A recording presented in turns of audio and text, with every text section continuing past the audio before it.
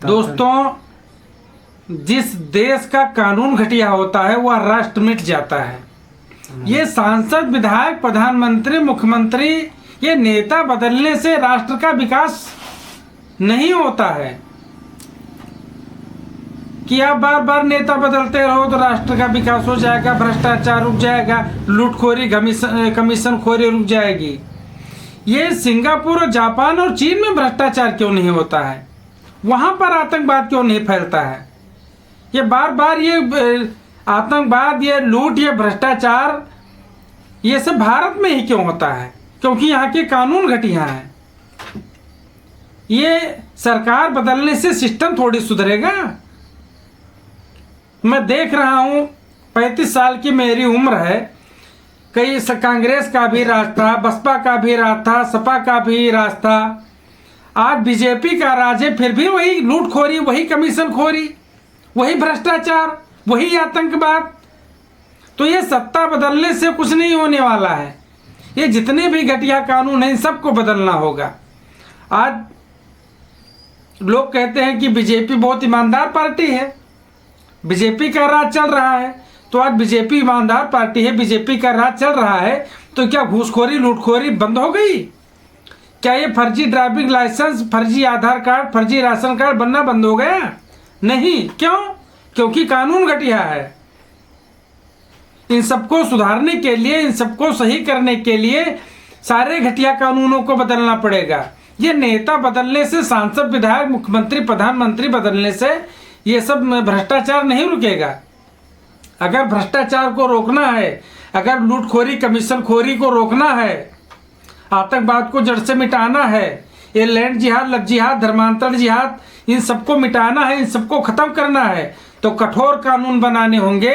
जो कानून सिंगापुर, चीन और जापान में है, वहां कोई भ्रष्टाचार करके देख ले। अभी कुछ दिन पहले एक बहुत बड़े मिनिस्टर थे, मात्र 2-4 करोड़ रुपए का घोटाला किया था, फांसी की सजा हुई है।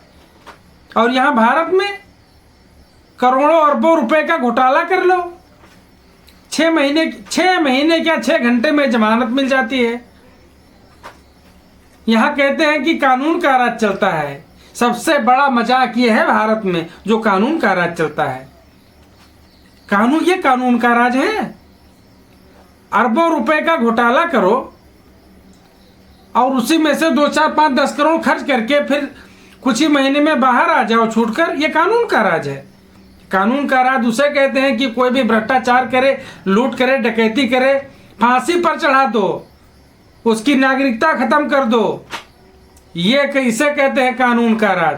अब ये कानून का राज थोड़ी है कि जाओ किसी का मर्डर कर दो, 2 महीने के बाद जेल छूट कर बाहर आ जाओ।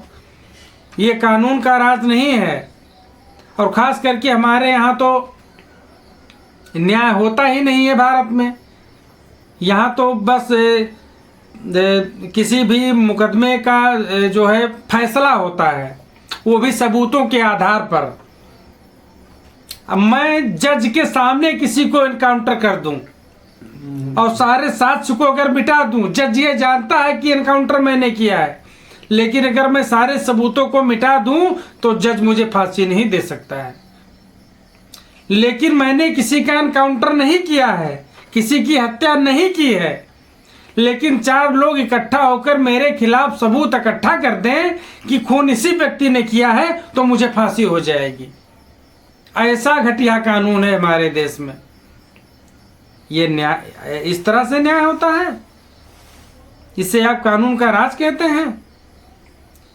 मैं फिर बार बार कहता हूं सभी देशवासियों से, अब तो सोशल मीडिया का जमाना है भाई। सबके 2, 4, 5 हजार मित्र तो आप भी जोड़ सकते हो। 2, 4, 5 हजार मित्र को जोड़ो, अपने सोशल मीडिया पोस्ट हैंडल से डालो कि ये जितने भी घटिया नियम कानून हैं इनको बदलो, तभी राष्ट्र का विकास होगा। ये सांसद, विधायक, नेता बदलने से राष्ट्र का विकास नहीं होगा। और ना ही भ्रष्टाचार रुकेगा, ना ही लूटखोरी रुकेगी, ना कमीशन खोरी रुकेगी। आज बीजेपी का राज्य तो क्या लूटखोरी, घूसखोरी नहीं हो रही है? सबसे ज्यादा हो रही है। बस फर्क यही है कि तब अंडर पहले टेबल के ऊपर रिश्वत ली और दी जाती थी, अब टेबल के नीचे ली दी जा रही है। तो अगर इस रिश्वतखोरी को, इस लूटखोरी को, इस कमीशन खोरी को, इस सबको अगर रोकना है तो सारे घटिया कानून नियम बदलने होंगे।